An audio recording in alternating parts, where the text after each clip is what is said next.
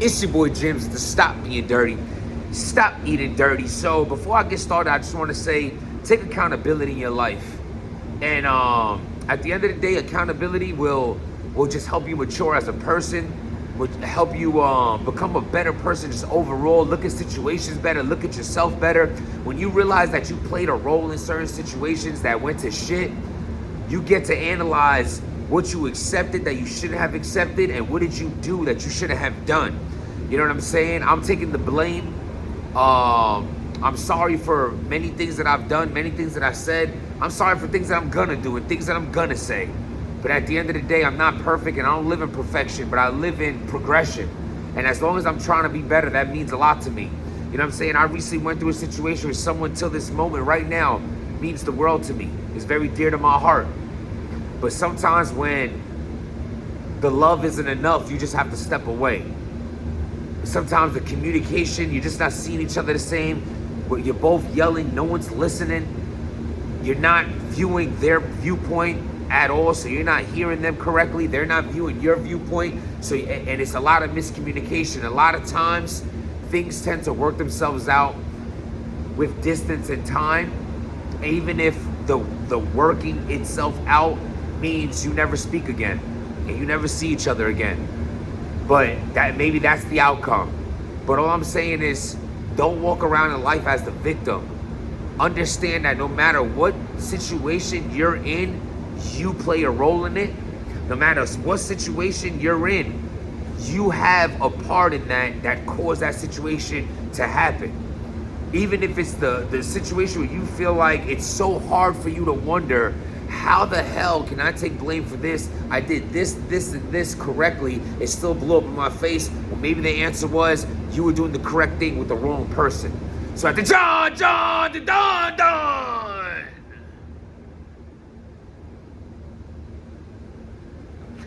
Oh my God. So, John finally speaks out.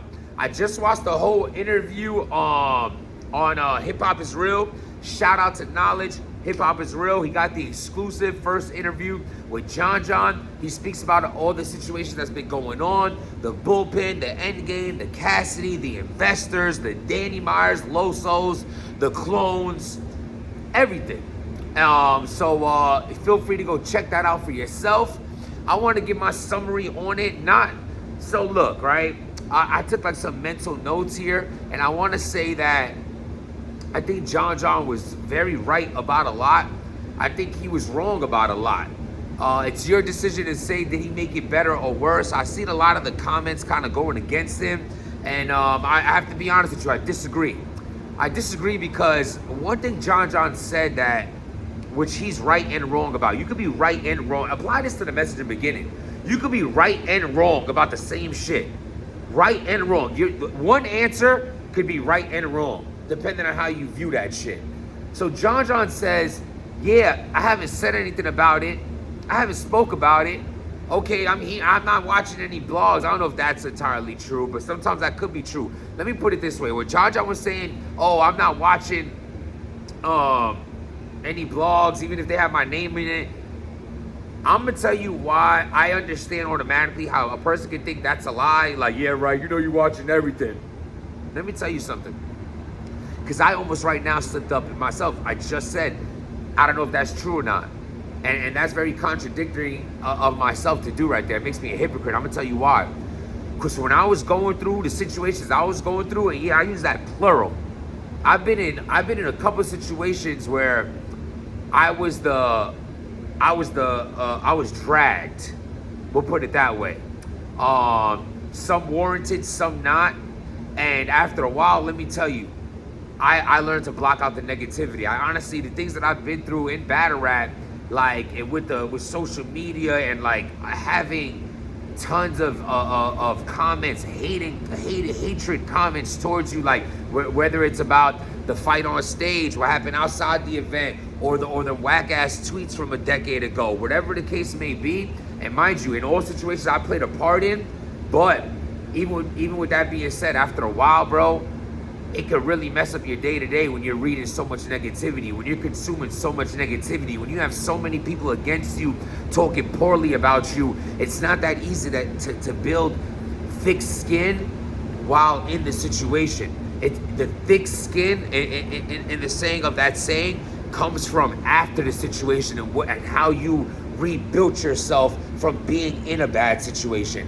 I don't believe you get tougher during it. I believe your toughness comes after it, and usually that's after the fall and the rebuild phase. You can relate that to breakups as well. You know what I'm saying? You're wallowing, you're sad, you're upset, and then you look back and like, you know, put it this way. One of my greatest sayings ever is, everything you're going through is soon to be everything you made it through.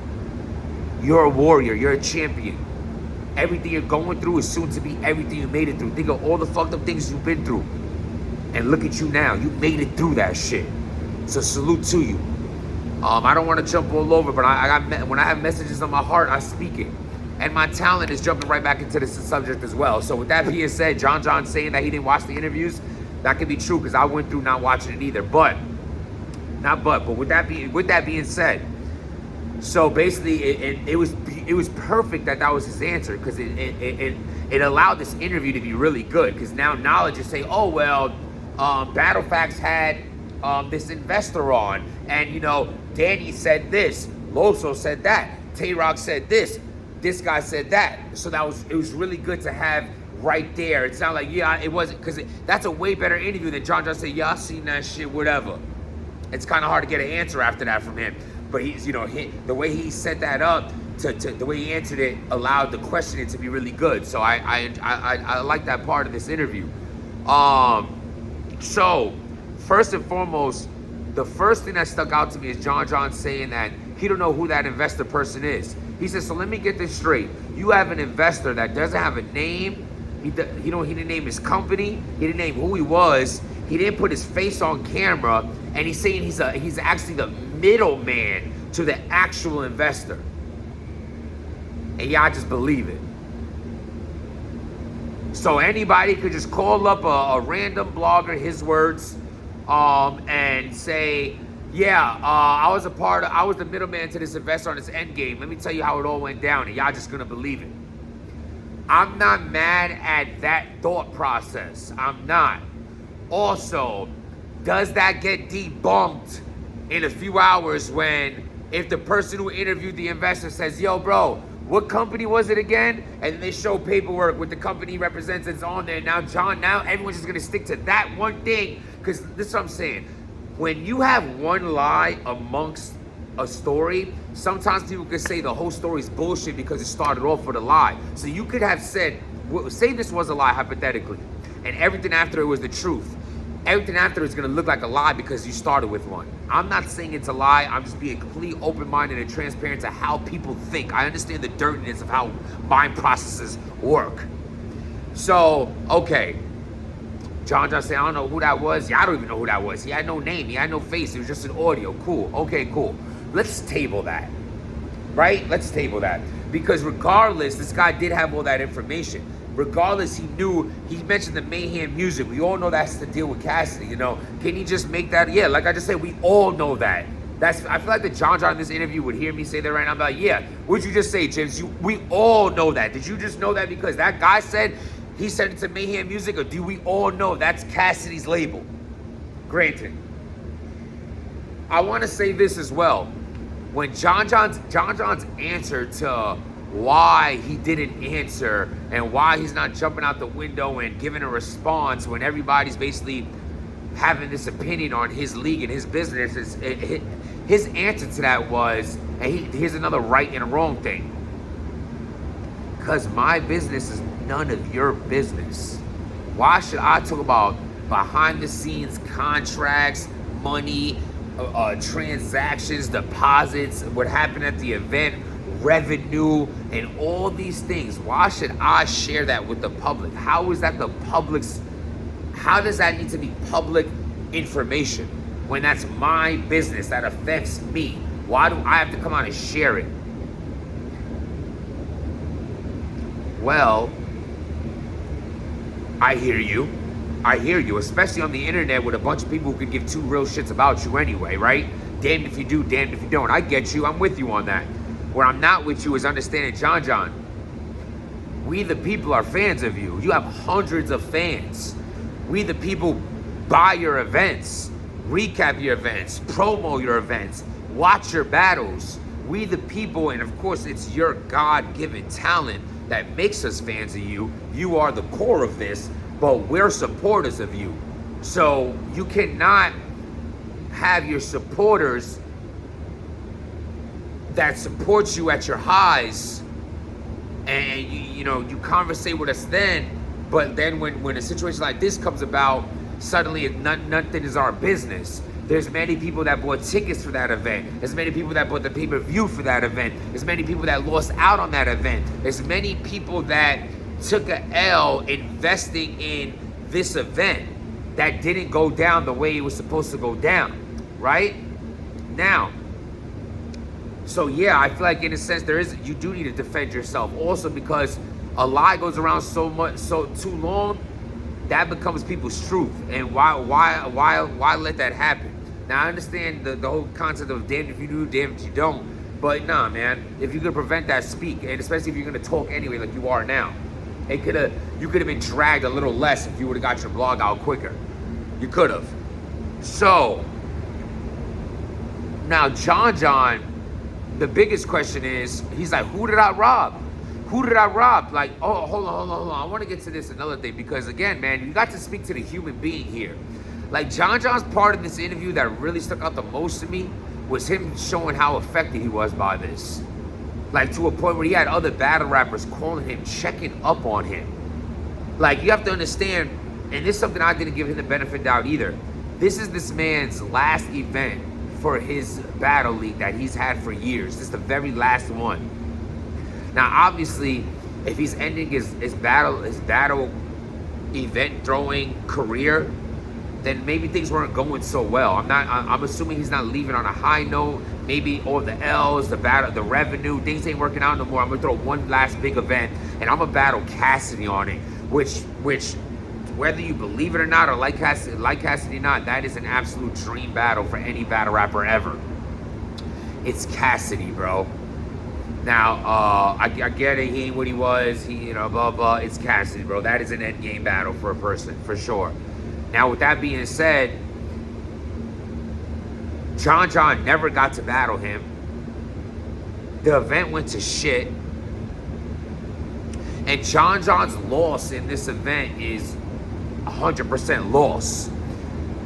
I never stopped to think about how when you say the investors helped pay for this event, but let me tell you, a lot of times your back end with certain smaller leagues is dependent on that door, on that pay-per-view, on the get back revenue from the actual event. Not all leagues are like this, but I know some leagues that are, I've battled on plenty small leagues, it is like that. They pay you a few days after. They even pay you sometimes they want to talk to you until the battle drops so that monetization can hit. I'm not sure how that works, but I am sure about this. If you have an event that the main event doesn't go down, where the biggest money was put into him, maybe the revenue just wasn't there for him to actually pay them. He's in a situation where it's like, they didn't get their back end. He's over here like, what back end? At the same time, you should have contingencies. You should have fall money. You should have rainy day bags for this shit to not happen. His negotiation to let this slide was, you know what then? I won't put your footage out. We see Danny talk about that. Well, then he better not, I didn't get paid, so he better not drop my battle. Okay, then I won't drop your guys' battles. I get it. So these guys got paid their first half and they had a battle. They didn't get paid their second half, but at least your battle wasn't put out, because the disrespect with that is, how you gonna put my full battle out that I was paid for only half of it? Granted, to me, everyone loses, and more so anyone, John does. John says, Loso, nobody had a problem about understanding that we all took a L on this. He said this in this interview. Tay-Rock, Loso, Clone, Serious Jones got paid in full, and then the Danny situation. Avocado, he said, My avocado didn't get paid. Say, yeah, I don't have avocado. I don't have the footage. Avocado has it, and I wasn't the person who's supposed to pay avocado was. The investors were. He's trying to say that the payment to avocado wasn't supposed to come from him. I'm just saying what John said. Now, 15 minutes right now we're going. I wanted to just give you everything that John said, because all we're talking about is what everyone said about John. I got two blogs out, two blogs out talking about this whole situation. John needs to speak out. Well, he spoke out. He's saying, I don't know who the fuck that fake investor is. He's saying Cassidy fucked us all because he didn't show up.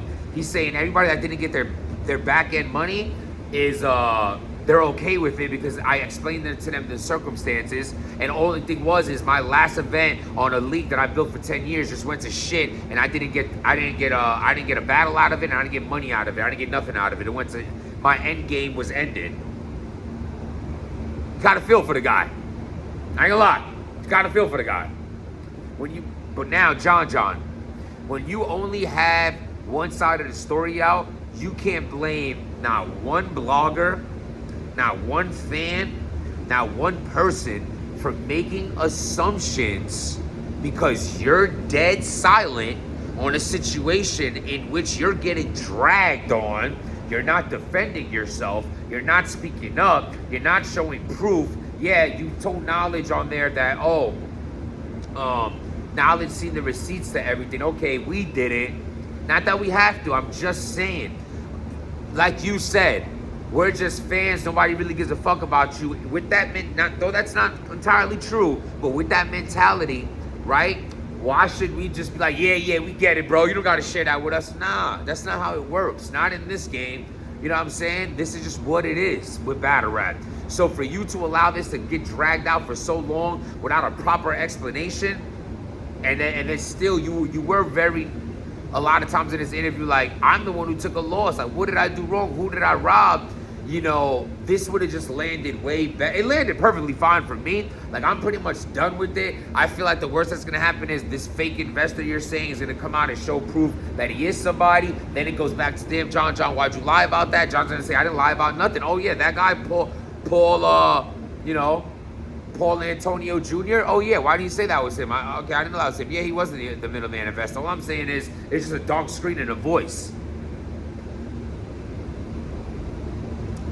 Sounds deflecting to me, but outside of that, I'm not really mad at John's answers. Are ya? Like, subscribe to the channel, hit that like button, let me know. Did this make it worse? Did it make it better? Did he clear it up properly? I mean, at the end of the day, I feel like it was a good explanation. Do I think it's still dirty business, the fact that no one gets paid? Yes. Do I think your loss as the owner? Let me tell you something, bro. If I borrow your car and I crash your car, I am gonna come up to you and say, damn, bro, you lent me your car and I crashed the car, man. Like, I'm sorry about it. Whatever the expenses are, whatever it is, I got you. Let me know what insurance says. Let me know I'm picking up that bill. That's what a man does. I'm not pulling your man card. I'm just giving you an example of how things get handled. It falls on me. It falls on you. Like, the problem with your event going to shit ain't got nothing to do with the artist that went and battled their 3 rounds. They should have their money because you're the fucking boss. And that's what the boss does. You're the fucking man. And that's what a man does. Now, if you spoke to these people, explained the situation, and they were entirely fine with not getting paid after you had that conversation, done. I'm with you. But any disgruntled battlers who feel like they do deserve their back end despite the event going to shit, Cassidy this, investors that, they are correct. You as the boss, you as the man. That's what separates us from the females, brother. Back to the car situation. If your girl borrowed your car and she totaled your car, you know what she come back and said? Oh my God, I was driving this car, this tree came out of nowhere and I swerved and I crashed it, but it wasn't my fault. And did you borrow my car? Did you crash it? Those are the only facts that should matter. It is what it is. Let me know what y'all think about that. Hit that like button, hit that subscribe button, set boundaries in your life that you don't take accountability. Take accountability. That's big for me. And sometimes you can take it for yourself. I can't promise that somebody who I've done wrong is watching right now, but if you are, I love you and I'm sorry for any role that I played in our demise, in our mishaps, in our breakups, in our fallouts. I'm sorry, because I know I played a role in it. Even if those roles I didn't see at the time, I know I did, and I'm sorry, and I hope you're doing well. And sometimes you just say it out there in the universe, and it just makes yourself feel better. Not everybody deserves that phone call. Some people really you had grimy fallouts with. That the conversation, you're past that. But to get past that, get past that. And if it ain't bringing you peace, you know what we say to that? I mean, any situation that's not bringing you peace, you gotta leave it. That's why the new slogan for the year is protect your peace. And if it ain't bringing you peace, then peace. Ah!